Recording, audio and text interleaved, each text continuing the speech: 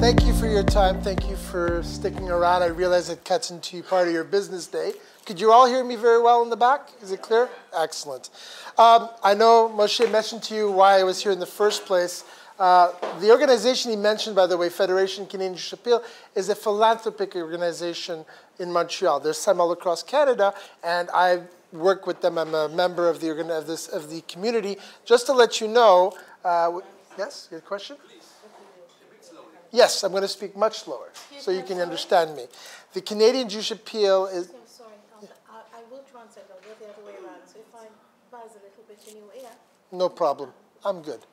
So Canadian Jewish Appeal is a philanthropy organization. We're 90,000 members of the Jewish community in Montreal. We help, obviously, our community, making sure everybody's taken care of, because they're like anywhere else in the world. We have people that are living under the poverty line. Families, so we make sure that they have food, that they have Shabbat dinner, that the children are getting what they need in school. If they want to come and do to visit Israel, what do they call it, Moshe? In Hebrew, the Taglit. Yes, if they can't afford it, we pay for it. But we also have, we're very proud, we have a sister city here in Israel called Beersheba. We sponsor Beersheba. We take care. We've built schools in Beersheba. We've done a lot of work. We donate a lot to the country. We're proud of it, and we try to do more. So we have 90,000 Jews in Montreal.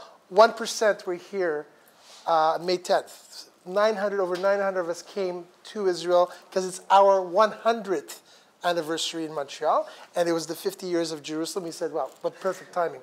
150, we have to be here. So that's part of the reason I came. It was my first time coming to Israel. And then I said, I can't come to Israel for 10 days. I have to stay longer. I want to visit BNI chapters. I want to get to see more of the country. It's my first visit. So talking with Yarden, who's the national director, and with Moshe, I said, is there something I could do for your chapters? You know, Giver's Gain doesn't only stay in your region, it's international. I've visited other chapters in other countries. And they said, well, you know, we have struggles to invite, and people don't feel comfortable. I said, welcome to the world of BNI. Every region has that problem. It's not just in Israel. Canada has those problems. My experience, I've been a member for over 12 years. I've been a director for over 10 years. I do a lot of trainings. I've started a lot of chapters. I take care of about 4 chapters in my region. Takes up a lot of time, but I love doing it because it allows me to help many members. But I do a lot of trainings. Part of the trainings I do is for the new members, and that's one of my favorite things. I also do the leadership team training in Montreal in French, because we have a lot of French chapters.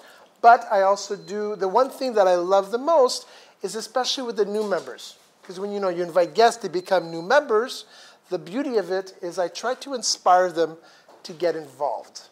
When I say get involved is step up, be part of the chapter. You know what, if you get an opportunity to be a visitor host, to be on the leadership team, to be on the membership committee, jump in. You have a chance to have an impact on the future of your team, but at the same time, you have a say in who's going to be part of your team. So what I'm going to talk to you about this morning is I'm not going to lecture you on how to do it. This is going to be very interactive. We're going to work together to develop different strategies that are going to make you feel comfortable about inviting. Because the first thing I hear from members, oh, I'm not comfortable to invite. I feel like, it's taking some of you out of your comfort zone. We get it. I understand. I have a question for all. I'm going to go ask a few members, just at random. Why did you join BNI? Why did you join BNI? For networking and meeting people and expanding my clients. Taking care of your clients, right? Yes. I think that's very much a theme of why people join BNI. I'll tell you why I joined BNI. When I first looked at BNI, my biggest challenge was my clients sometimes are a real pain, right? They can be a bit of, I need this. They're very needy. They want something. I need this. But the one thing I take pride in is when they need something, they used to call me all the time. Here was my challenge. They needed somebody, and I'd say, yeah, I know somebody. Then I'd say, should I refer him? Should I refer her? I would make phone calls like, have you used him? Is he reliable? I was always telling clients, well, I think this person would be okay, but I couldn't say it with 100% confidence. And then I was introduced to BNI. I thought, this is wonderful. These people are so professional. They're so competent.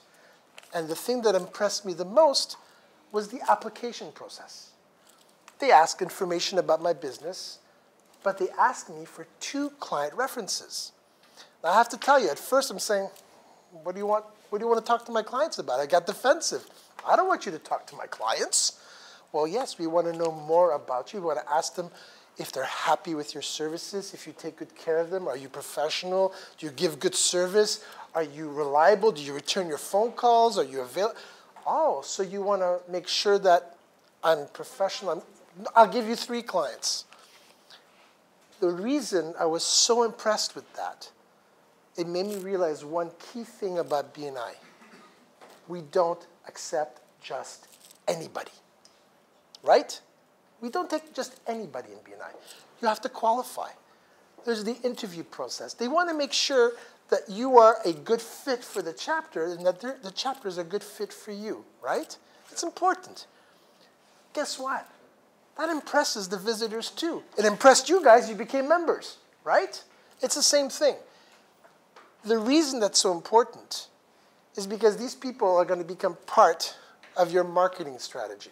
BNI became part of my marketing strategy. When I say that is because when I go visit my clients, even new clients,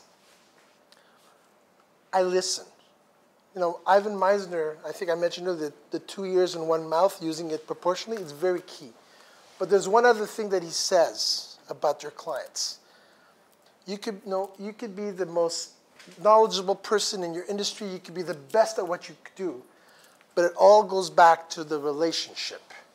The clients do not care how much you know. They want to know how much you care about them. And the best way to show them how much you care about them is to step outside of the box of what your regular services are and really show them that you care for them. How? I'm going to show you. These are my clients. I love my clients. I take good care of my clients. Why? I want to keep them. If I lose 2 clients and I get 2 new clients from a referral, that's good, but it's not great. My accountant tells me, no, you have to go like this in the chart. I don't want you to flatline. So the best way to grow your business is to take care of these clients. How do you do that? Keep in touch. Yeah, what else? Listen to what they need. What else? Give them discount or something? Maybe. Provide them solutions. Solutions, exactly. Not just about your business that you do with them. Okay, very key. I step out of the box all the time. I'm listening to them. I can't tell you how many times clients have called me up for the most outrageous need. I had a client, she called me up in one evening. I was surprised. Everything okay? She says, I have a big problem. And she was almost crying. I said, what's wrong? She says, there's a mouse in my house. Okay. I know you know people. I need someone now to get rid of the mouse. I said, okay. Give me 2 minutes. I called my friend who's a BNI member. I have a problem. I have a client with a mouse in her house. Can you take care of it right away? He was there an hour later. He took care of the mouse in the house, and it turns out there was more than 1 mouse in the house. The 2 houses attached had a family going. It was mishpacha. I said, the mishpacha got ejected. They're gone, right? That client has stuck with me for so many years. She calls me for everything, and every time she changes company, I come along. Why? He's the best. I need something, he gives it to me. That's loyalty. It takes time to get that, right? Again, amongst yourselves, you need to develop the relationship to get to know each other, to have that confidence. It's a privilege to get a referral, right? You don't just give referrals. I tell my members, you're not getting a referral from me. It's going to take a long time. Why? Because you have to earn my confidence. And I don't want you to refer me either. I need to earn your confidence. I'm going to tell you something about me personal, what I've done in Montreal. And I'm not saying this to brag, but I'm very proud of it. In the Montreal region, in the 12 years I've been a member, I've given the most referrals of anybody in Montreal. In dollars, I've given $1.1 million Canadian, which is about 4.5 million shekels of business to my members in Montreal. Thank you. But I didn't do it because I wanted to say, hey, look, I give all this business. No, I did it because I'm selfish. I have clients that have needs. I have people around me that help me take care of my clients, right? But in order to do that, I have to have the right people in the room with me. Ivan Meisner once told me a story. I'm going to share it with you because I'm good friends with him and his wife. This is it's called, he wrote a book called Who's in Your Room? Okay? And he was saying, you know, imagine you walk into a room, there's a one-way door, there's no exit, and these are business people you want in the room with you. So who do you want in the room with you? Who do you want? You decide who you want. The best answer I ever got was a real estate broker in the western part of Canada. She gave me an answer that had me on the floor laughing. She says, I'll tell you who I want in the room. I want a locksmith to unlock the door because I'm claustrophobic. I said, fine. I gave that answer to Ivan Meisner. He was killing himself. But really, seriously, you want to know who do you want to have in your room. So when you're going to invite people to your chapter, you have to communicate amongst yourselves. You got to identify what professions, maybe what you need. Who's going to refer you professions? Like I mentioned to you before about visitors. When you're listening, you ask them, who do you get referrals from? Who refers you business? You know, a mortgage broker, someone who helps you buy a house. Who does he get referrals for? He's going to get referrals from the notary, from the real estate broker, from the commercial broker, no problem. From the accountant, people that they know that need his or her help, right? So when you're inviting guests, when you're talking to somebody, the one thing you have to start off with is to put a mindset in your mind. One challenge I have in Montreal, quite often, and I work with the members to change that thinking. Many times they tell me, oh, the people that I invite, I buy them breakfast. You know what I say to them? Shame on you. Shame on you. You buy them breakfast? No, they should be buying you breakfast. Because you are inviting them to an opportunity they would never get. It's like an exclusive club. You're giving them $1 million opportunity. They should be thanking you for inviting them. So you have to change the thinking right off the bat. They're not doing you a favor by coming to your meeting. You are doing them a favor by coming to your meeting. It depends on the chapter. On an average, it would say, on an average, it's about $20 Canadian, which is about 80 shekels, I believe. No, well, hang on a second. I'm saying it wrong. Hang on a second. How much is 100 shekels? Is 20. 100 shekels is 40. So it's 50 shekels. It's 50 shekels. 50 shekels is the average. I got it. It's reasonable. And again, the key is people have to understand. They're paying for a privilege to network with people that might be there to give them business, that might be interested in offering them opportunities to do business. I'm going to give you an analogy. You have professional soccer players here in Israel, right? They get paid for being professional, right? Okay. So if you have, well, we're going to get to that in a second. So if you have a bunch of guys that get together and they say, oh, let's play soccer together, and then you get the professionals that get paid. I guess the difference is pretty obvious, right? It's the money. It's the kesef. They get paid. The guys that have a pickup team don't get paid. So the guys that pay professional, they have to practice, right? They have to stay in shape. They have to make sure that they're the best at their game. They have to work at it. And we have a term here, it's called networking, right? It's not net playing, net eating, net sleeping. It's networking. It's work. But it's an investment in your business. It's a marketing strategy. When I go see clients, and I'll give you a perfect story. I had a new client. It was a company that does duck products, and he wanted the packaging for a company called Costco. You might have heard of Costco. It's a big chain in Canada, big box store. And I was recommended to him to see if I could help him. So I walk into his office, and they bring me to his office, and I have to tell you, the man was stressed. When I say stressed, it's like I could cut it with a knife. He said, give me a minute, and I could see he was doing stuff on the computer, and he wasn't happy. Finally, I said, is everything okay? He says, I'm having problems. I'm waiting for important emails. They're not coming in. I don't know what's going on. My IT guy's not here. He was really upset. And I said, well, I have a contact of mine who's a specialist in IT computers. I said, he was with a small company called Bombardier that makes planes for 20 years, and he was their main IT person, and he started his own business. I said, maybe he can help you. He looked at me, can you call him now? I said, sure, I call my cell. I speak to my friend John, who's in my chapter. I explain to him the problem. I hand the phone to the client. New client, I've never met him before. 5 minutes, he's doing a couple things, set a computer. All of a sudden, the emails start coming in. And I just saw a sense of relief, the calmness. You can see all of a sudden, he was getting calm again. It was nice. And he gave me back my phone. He says, you saved me.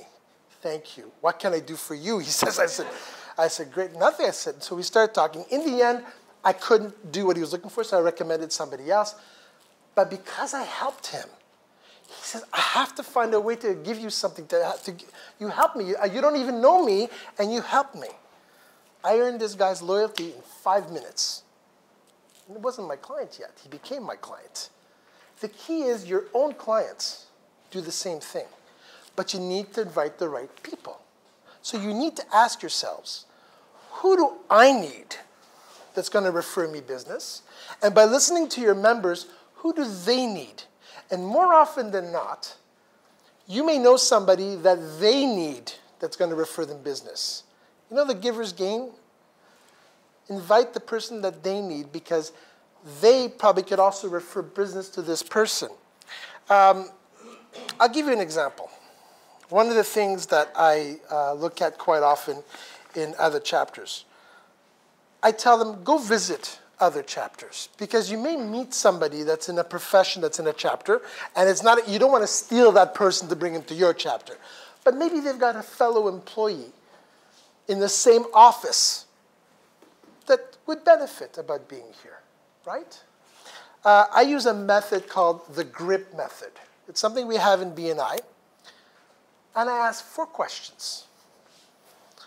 G is for GRIP. I said, how do you grow your business? Are you looking to grow your business? Right? The R, it says, do you ever get referrals in your business? Or are referrals a good way for you to get business? And the person says, yes, of course, I love referrals. The I think I may have, are you interested in meeting people that could refer you business? Yes. Let me tell you, I have a meeting next week. Let me tell you the place where we're going to meet, and I'll introduce you to a few people that might be interested in referring you business. GRIP. It's very simple. I didn't mention BNI. I could. If they ask, I'll tell them. I'm very proud of it. As I mentioned earlier when I did the education, and I love people tell me, oh, it's early in the morning. Yeah. You know what I love about being early in the morning? By the time my meeting is finished, I've done more business, and my competition is just getting out of bed. Right? True. That's what you have to think about. So what I tell people, well, if you had to go a doctor's appointment, you had to go for a blood test at the hospital in the morning, and they tell you have to be there at 7 o'clock in the morning, are you going to go? Well, yeah, it's a blood test. Okay. If I tell you that I have some people that want to maybe give you some business, but you have to be there at 7 o'clock in the morning, are you going to come? Yeah, so come. Remember one thing. You're going to get all kinds of excuses. Don't try to convince them. Don't try to sell them. You don't need to sell BNI. Your meeting that you guys had this morning, it sells itself. People come here and say, okay, I get it. You all joined because you said, I get it, right? There's a reason you joined. People come here, it's the same thing. They'll get it. Now, I know the challenge is, how do I get them here, right? Tell me, I want some of you to tell me some of the challenges you had, and I'm going to give you some ideas. Give me, anybody, volunteer, a problem you've had. You've invited somebody, and you got an argument, you got an objection to coming. Did anybody have? Every week. I didn't invite you to come every week. I'm inviting you to come this week. I'm not inviting you to come every week. Yeah, we meet regularly, but in the meantime, we're looking for someone to refer business to your profession. Are you interested in getting business? You can decide if you want to come every week or not, but right now, I need someone like you, and I have someone who's interested in talking to you. If you don't come... Yeah, I'm taking you to an opportunity. Here's the best part. I'll answer your question in just 1 second. I had somebody that told me that when they give you an objection, I'm not interested. Oh, no problem. It's not for this way. Is there anybody else in your office that does? And this. Remember I talked to you about the promotional items guy? I had a guy like this. He was great. He was telling me, oh, no, I don't have time for this. Oh, no problem. Anybody else in your office that does what you do? Because we really need somebody we want to refer business to. I'm like, no, not really. I said, what about your competitors? Do you have any competitors that do what you do, maybe that you can refer me to? He looked at me. He said, you want me to refer you my competitors? I said, yeah, you're not interested. I need someone that does promotional items. I said, if it's not you, it'll be somebody else. Why not? You know what he did? He looked at me and says, what time's your meeting? You like that one, eh? I got news for you. No, guess you what? understood the joke from the beginning of the Mazal tov. Very good. You know what? We have that thing in class. No, I won't say that. I'm kidding. Guess what? That guy, he joined BNI. Okay? He joined BNI in my chapter. Okay? Because I said to them, I challenged them. I take the attitude, I don't care if you come or you don't come. I don't care. It's an opportunity. I just happen to know that we need somebody. Hey, are you interested? If it's not you, it'll be him or her or somebody else. I don't care. Why? It's a mindset. I'm not here to beg you to come to my meeting. Hey, you want to come? You don't want to come? Your problem. It's not, like I said, if it's not you, it's somebody else. So if you want to be successful at inviting people, you have to have the right attitude. You have to remember, they are not doing you a favor by coming here. You are doing them the biggest favor by coming here. I mentioned before about the privilege, the relationship, right? The key to success, one of the things that visitors notice when they come here is the structure. We all need structure in our lives. We need it. Like it or not, you need structure. You know, our parents gave us structure from the beginning. You know, you get up in the morning, you make your bed, you get dressed. At nighttime, you come home, you do your homework. There's structure. There's a way of doing things. It's important because when you have structure in business, people tend to have the perception that you're professional, that you're organized. They look at that. When a person comes to your BNI meeting, what happens? They say, wow. You have the yellow pages here in Israel, right? The yellow page when you're looking for something. This is Google Live. But you have Google Live right here. Like Moshe mentioned, a lot of the visitors that come, they need services. So even if they don't join, guess what? They might actually do business with your members, and that becomes a referral for you. And thank you for closed business as well. So there's always an advantage, all right? The one thing you need to remember when you are talking about BNI, I always go back to the structure, the one-to-one that we do to get to know the members. Visitors will come to visit your chapter. They may say, wow, you know, this is interesting. I want to know more. Don't be shy to have them come a second time. But you know what? And I've done this in my chapter. I've taken my guest personally to go see another chapter. So they have a comparison. You know, sometimes we go shopping, right? When you're looking for clothing, do you buy the first piece that you buy? No, you look on the rack, you look at this one, you're going to try this piece, you're going to try that piece. Even when you're buying a car, you're going to test drive this car, you're going to test drive, and eventually you're going to buy a car. The key is you have to have the confidence that your product is the best, right? Don't be shy to let them compare your product with another product. And that would mean take them to another chapter. Say, listen, you know what? Let's go visit, and you can compare, see what's the best fit. I think my chapter is the best fit, but I'm not here to sell you. I want you to make that decision. And the reason I do that, and this is key, we always say first impressions are the most lasting impressions. If they came here first, they're going to go to the other chapter. Chances are they're going to say, you know, they're always comparing back to your chapter. They're saying, well, there's this. Here's the other key. Very important. When you are bringing a guest, a visitor to your chapter, make sure that the key players, the key power team members that are going to be good referrals, potential for them, are at that meeting. You call them up. I'm bringing somebody. I want to make sure you're there. This person is going to want to meet you. What you want to do is you want to set the stage for them to come in and go, wow, this is great. Why? Because people that they want to meet, the people that they're looking for, are coming up to them saying, hey, I've been looking for someone like you. I've got some clients that need your services. Here's what I do. Oh my God, I was looking for your services. This is how it works. I have sponsored personally in BNI 38 members. I'm on my 39th. He's going to be joining in 2 weeks. Why? No, wow. Not a competition. Wow. Wow, wow, why? Same thing, wow. Guess what? Why wow? Why wow? Guess what? I'm proud of it. But the reason being is, guess what? I need these people to help me take care of my clients that I love so much. That's the key. As long as you understand and you make them understand, hey, the reason I'm inviting you is because I think some of us here could benefit of you taking care of our clients. Because you, by doing a good job, are going to make me look good in front of my clients. The best story I can share with you, you guys have mortgage brokers here in Israel. When you want to buy a house, you have a mortgage broker that helps you get a good rate from the bank and everything. Who's the mortgage broker? Okay, good. You're going to like this story.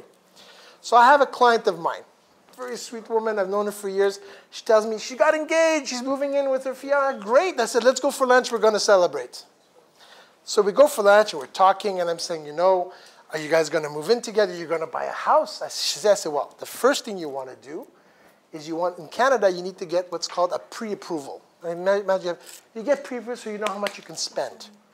The bank says, okay, you're good for 1 million shekels. Go out and spend our money, right? The whole idea is by doing that, in Canada especially, we have quite often in real estate, you go to put a bid on a house, and there's another bid. I want this house. They want the house. But you're pre-approved.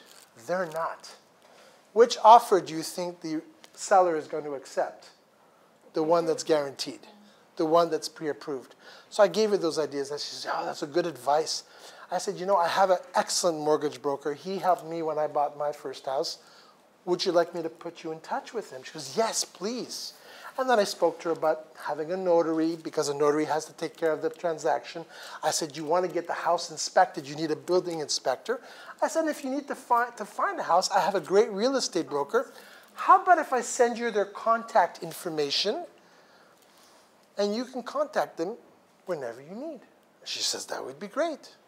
So I got back to my office, and I sent her an email congratulating her again. And I gave her the names of the 4 people that I was referring her, and I copied them on the email. I said, I've copied all these people. When you're ready, contact them and just remind them that I referred you to them. Because I wasn't putting in a referral yet. There wasn't a referral yet. At this point, she was interested. She hasn't talked to them yet.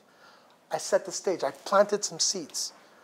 See, in Canada, we send money. We plant a lot of seeds to have beautiful trees in Israel. So we do the same thing. We plant seeds. Right? What happened, and this was the best part of the story, she called, because I explained to her about, you know, don't go to the banks, because every time you go to a bank, it hurts your credit score. By the third bank, they're not going to want to give you money.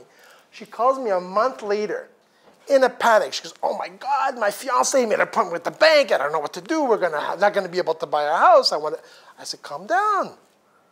I said, did you go see the bank? She says, no. I said, so cancel the appointment. She says, I can do that? I said, yes. Cancel the appointment. Then, she says, I lost the information you sent me. I said, no problem, I'll send it to you again. So I sent it to her. And I called my member, the mortgage broker. I said, hey, I've got a very good client. Take care of her. She's going to call you. She's in a panic. No problem. The next morning was my BNI meeting. I went in. I saw my mortgage brokers, hey, no problem, done, signed, sealed, they've been pre-approved, no problem. Great. I went back to my office. I barely put my briefcase down, the phone rings. Guess who it was? Who was my client, Helen? Much calmer. She goes, hi, Arthur. I said, Helen, how are you? She says, oh, I'm great. She says, your mortgage broker came to see me. He's so nice. He got us pre-approved for even more money than we thought we could have. She says, thank you. She says, you know, thanks to you, I'm going to be able to buy my first house. What a nice feeling. Like, I was honored. I said, great, thank you. She says, oh, by the way, she says, you know, you gave me that quote for that brochure. She says, do me a favor. Just fix the price a little bit because your price is good and my boss is always on my case about getting the best price, but I want to give you the order. I don't want to give it to the other guy. I said, with pleasure. I didn't ask her for that. She did that because I helped her. And you're going to get that kind of loyalty from your clients, but you can only do that if you've got the people that you need in your chapter to help you do that.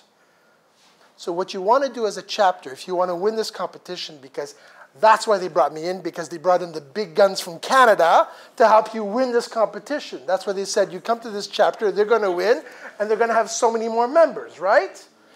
Yes? Okay. What I think as an exercise you want to do, and I'm going to challenge your leadership team. The leadership team is going to, I want you to send an email of 5 professions, the 5 top professions you would love to have in this chapter, and let your leadership team identify the top 20. And every week, invite 3 from your top 20. And I don't care if you have 5 of each. I can guarantee you they're going to put in applications. Everybody loves competition, but they hate it when there's somebody else that does what they do in the same room. He's putting in an application, I'm putting in an application. I guarantee you it's going to happen, all right? The key is you have to step out of your comfort zone. I know it's still going to be uncomfortable for some of you to invite people. Talk to someone in your chapter that's not uncomfortable inviting people and get some tips. I've given you some ideas, and actually what I'm going to do now is open the floor for you guys. Give me your challenges. Give me your questions. Somebody else had a question here before. I think you had a question before. Go for it. You come with the answer, I cannot come at 7 o'clock because I have to take care of the children, to prepare them, to take them to school. 100%. And I make it a bit more difficult, a single mother or a single father. That is such a common problem that I see in chapters. And you know what? Tell them, I understand 100%. The timing is not right for you. Do you know anybody else in your office that does what you do? Because I am really looking for somebody that does what you do. And I understand you're not available at that time of the morning. Maybe there's somebody else that you know that you can recommend. And again, I go back to the story about the competitor. Why not? Why not? Go ahead. I'm saying that I'm taking care of my children every morning, only once a week. Yes, that was my next answer. Again, that's excuse number 1. But if it's a single parent, it's much harder with a single parent. You're absolutely. Sometimes, but if it's not a single parent, then you know what? If you had I asked the question back, well, what if you had a doctor's appointment at 7 o'clock in the morning? Or what if you had a client that said, listen, I need to see you for an important project. Can you be here tomorrow at 7 o'clock? What are you going to do? What's the solution? And obviously, even as a single parent, they say, well, I'm going to ask my mom to take care of the kids or my ex or something. So Well, evening meeting. there, exactly. I was going to ask, I don't know if you guys have evening or lunchtime meetings here. Invite them to a chapter that maybe can accommodate their schedule. But the first thing I ask them is, do you know somebody else? Okay? How many of you use LinkedIn? Is LinkedIn something that you guys use a lot in Israel, a little bit? LinkedIn is like Facebook, but for business. It's Facebook for business. You know? It's popular in Israel as in... Okay. It's very popular in high-tech. Is what? No. No, I'm Nudnik. Okay. Okay. The reason I'm asking is there's different ways to identify people. So you use Facebook a lot, right? Okay. So I love this. And I get this all the time with my Facebook contacts. Friend tells me, I need a plumber. Who knows a plumber? I have somebody for you. So I give them the phone number away. Done. So why not turn the tables around? I'm looking. Give me one of the professions you need in your chapter. What's a big profession you'd like to have here? Contractor. A what? A contractor, somebody does construction? Okay. Facebook, tell your friends, I'm looking for a good, competent, reliable contractor who can do houses, because I have some people that are looking to refer. Do you know, who knows somebody? We depend a lot on the Facebook. Yes? Right now, yes. Good. And the people said not for networking or BNI. No. Don't tell us. Tom, I'm looking for somebody. I'm looking for somebody. Yeah? I'm making a remark about it because I follow those things. Yes. And one of the things I've noticed that when somebody's asking, right away members from BNI are offering the chapter. Right. So it is a kind of publicity, but doesn't reach what we want because we are looking for But even better, they're referring you somebody from BNI, right? I can guarantee you that that contractor knows other, sorry guys, I can guarantee you that that contractor knows other contractors because they know each other. So even if he's a member of BNI, good. It's a starting point. Good. Say, okay, who do you know? We need a contractor in our chapter. You're a member of a chapter. We need someone in ours. Who do you know? BNI members want to help other BNI members. Givers gain. They'll be, yeah, I know a contractor. Tell me, who, I can send you 3 contractors, he's going to tell you. That's one example. Not in their profession. Eh? I have to say that not in their profession. I tried this way. Yes. With BNI members in Israel, and when you ask them to refer to a colleague of them, which is not a member in the chapter. Yeah. What about somebody that works with them? What about somebody in their own office? In the office, yes. In the Okay. office, in their office, but not for other colleagues. You're going to get different people. You're going to get some people that will, some people that won't. It's not a guarantee. But if you don't ask, you'll never know. Okay? You never know. Listen, I've had people ask for the craziest referrals. I tell people, be very specific on what you're looking for. One of the key things about BNI, by the way, and I tell this to all my members when I'm giving training, and it's very important. We have a tendency when we're talking about our business to talk about what we do, how we do things. Members don't want to know how you do your business. I'll give you an example. I had a naturopathic doctor in my chapter that I brought in. I was proud. I sponsored her. She's great. And I was giving her tips on how to do her infomercial. And she'd come to me every morning, how'd I do? I said, you did great. You had these big, long words. They sounded wonderful. I had no clue what you were talking about, but man, did it sound good. And she'd look at me, okay, what did I do wrong? I said, stop talking like a doctor. I know you're a doctor. I'm in elementary school. Talk to me like a student. Tell me the way I would understand it. Don't tell me what you do. Tell me the benefit of what you do. Share with me things that I can talk in conversations with other people without sounding like I'm trying to sell your services. How many times have you walked into a store, a retail store, and the salesperson, hi, can I help you? Whoa, let me come in the store, let me come in, let me look, right? Calm down, stay back, give me my 20 feet of space. Same thing, you don't want to be sold. I don't like to be sold, and I don't like to sell to anybody. So you have to realize when you are talking to people about opportunities, about meeting people, tell them, hey, if you're looking to grow your business, I have some people that can maybe refer you business. Are you interested in meeting them? That's it. It's not rocket science. We're not reinventing the wheel. We're not. It's simple. Keep it simple. And if they're not interested, move on. If they really don't want to hear about it, nah, I don't have time. And then, okay, no problem. You don't know anybody else? No problem. Ciao. Move on. It's okay. It's not the person you want. This is not a person that's hungry. You want somebody that's hungry, that wants to grow the business. And they're looking for opportunities to network and meet people. BNI is not for everybody. Accept it. That's the first thing you have to do. Accept the fact that BNI is not for everybody. It's for people like you. Those are the ones you want to invite. Okay? Any other questions that you have? Because I'm not here to lecture you. This is not a lecture. And I don't want to come across like a professor. I don't have a degree in teaching BNI. I love doing what I do for the yeah? Who had a question? Go ahead. Many of my colleagues, I have many lawyers that I know, and often I get the question, but I don't understand what networking, what client can I get from a physiotherapist or from a carpenter, or they don't understand the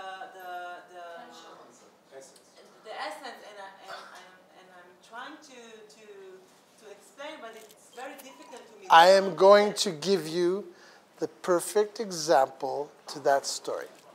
Ivan Meisner shared this story with me personally, and this is one of my favorite stories that he's told me. There is, you all know where Los Angeles is, Hollywood? You've all heard of that, right? Okay. So this woman, you've heard of Mary Kay Cosmetics? You know, Mary Kay Cosmetics is a North American cosmetic company. Their representatives sell the cosmetics, but they're also makeup artists. So they'll go into someone's house, or they'll do like photo sessions, they'll do the makeup, okay? So this particular Mary Kay Cosmetic person was at one of her clients' house doing the makeup. The husband comes home, slams the door, and he's cursing, and he's saying things that I cannot repeat in this room. Let's keep it at that. He's not a happy camper. He walks by and says, "Oh, I'm so sorry. I didn't realize you were here." And the wife says, "Honey, what's wrong? You're so upset." He goes, "I'm fed up." Why? I have this design team. I'm asking them for ideas, and it's almost like I'm giving them the ideas that they're giving back to me. Nothing new. I'm tired. I said, I'm frustrated. I said, I've got this big production, and they're not coming through for me. So the little Mary Kay Cosmetic makeup artist says, "Well, I do a lot of work with this really cool agency, and I've done a lot of photo sessions with them, and they've done films, and I've done the makeup. They're really talented. They've done some really cool modern stuff, and they seem to be so eager to come up with ideas. Maybe you want to talk to them." He goes, "Give me their card right away." Turns out, this was a big movie producer out of Hollywood. He met with this small agency of 8 or 10 people. He liked them. He hired them. Turns out that referral ended up being worth over $830,000 US in 2 years. So the little Mary Kay Cosmetic cosmetician gave the biggest referral in California ever given. You never know who knows who. So the answer to your friends are a massage therapist. I had one of my massage therapists told me this story. He was one of mine. I said, "Great, I can do my own story, and I'll tell Ivan." She had a member that was doing investment programs for, you know, when somebody loses their job, they get a package. They get a going away package. Bombardier. What do they call it? Yeah. So he was looking for connections at human resources at Bombardier. Bombardier is the big aeronautics company. He says, "You know, I'm looking for a contact there to try to, because I know they're laying off a lot of people. If anybody knows somebody that knows someone in human resources." The massage therapist goes and sees him afterwards. "Well, I have this client that works on Bombardier. I give her a massage 3 times a week. She's the head of human resources at Bombardier. Is that the person you're looking for?" And she's always, I'm best of friends with, she's always talking to me because they're, yeah, I want her, yeah, please. You never know who knows who. People have a network of contacts of people that they service. When a new member comes and joins a chapter, or someone that comes to visit, what I usually tell them to look at is don't look at the members. Members will probably do business with you. Go further, go deeper. Who are their clients? Who do they do business with? And are those the clients that you're looking for? If they are, then you've found the right chapter. And if they're not, then look elsewhere. Or come back for a second meeting to make sure maybe you've missed something. you're always going to have someone's going to say, well, how could this person refer me business? Tell them, you don't know who they know. They may know the best person in the world. They may know exactly your dream referral. I got one of my dream referrals. I'm in the printing business. I was looking for a chain of stores, a specific one. It's called Stokes. They do dishware. And they do so much of what we do, and I had a similar client. So I stood up in my chapter one day, and I said, I'm looking for somebody in marketing in this company. After the meeting, I have someone that does office stuff, like printers and the cartridges. She comes to me. She says, this is my biggest client. I said, really? Can you introduce me? She goes, absolutely. A month later, I was meeting. It turns out I knew the marketing director from 20 years ago. We reconnected. She gave me one of the biggest referrals I ever got. I did 1,800,000 scratch cards. The contract was worth about 35,000 Canadian, which is 135,000. Yeah, it's a lot. It's quite a few 100,000. It's like almost 500,000 shekels. Okay, huge contract. Why? Because I asked for it. And I was able to ask for it because I had the right person in the room that could give me that referral. So ask, put it out there. So when someone says, I don't know if these people will know the people I'm looking for, ask, put it out there. Put it into the universe. Maybe the universe will say, here you go, I have it for you. What other questions do you have? Yes? Continue what she asked. Yes. Sometimes people tell me that if you are big business, you don't need it, for example, or it's only for beginners that... Really? Yeah. If you are big, you don't need it, BNI. You Oh. don't need networking, Okay. you have lots of clients. Great question. Tell me something. Microsoft, big company, right? Do you think their shareholders are going to continue buying their stock and let it go up if their sales go like this or start going down? Because, of course not, but they're a big corporation. So what do they have to do? They have to advertise and market themselves to try to get more clients. I don't care how big you are. You are always looking for new business. And if you're so big that you don't need more business, then I don't want you in BNI. Pardon me? Looking for enterprise business, not small business. Yeah. BNI is small, medium business. Not necessarily. Okay. Arthur, Yes. it's very interesting. I was thinking about it. Yeah. It's a very interesting point. Here in Israel, I think 95% of the members are self-made people, small offices. Okay. Now, I know that in other places, they do accept and they even try to get more bigger Maybe. companies in as members. How do you refer to it? It depends on what the chapter is looking for. It goes back to what I said earlier. But the one thing, when someone tells me, BNI is for people that are just starting out at small business, that's not true. That's completely not true. Why? Because I'm looking to always grow my business. I'm never going to sit on what I've got. I say, I've got enough business. And when someone tells me that they don't need any more business, that they're saturated, that they can't take on more clients, I don't want them.